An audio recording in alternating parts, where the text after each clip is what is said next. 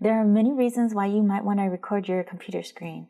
Maybe you want to show your employees or contractors how to do something, or maybe you want to show your clients or audience how to do something.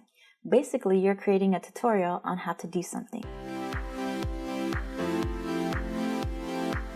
In this video, I'm going to give you 3 free options to record your computer screen. The first option is for Mac users, and it's the option that I use all the time, and that's QuickTime. QuickTime already comes pre-installed on iMac and MacBook, which I have both of. I don't know if it comes on iPhone because I went rogue and bought a Samsung instead. Sorry iPhone fans, but I'm team Samsung on this. If you do have iPhone, let me know in the comments below if there's a QuickTime app that comes pre-installed. If you're not a Mac user, the next 2 options are for you. The first option is Zoom.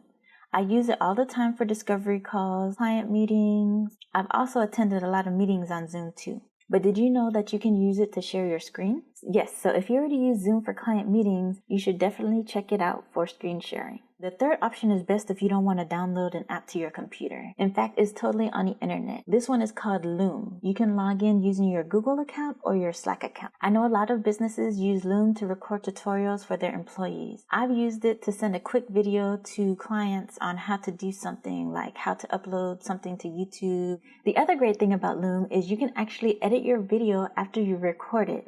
So that's super convenient. These were the 3 free options to record your computer screen.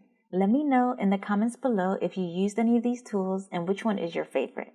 If you like this video, then hit subscribe for my latest videos. Until next time, bye.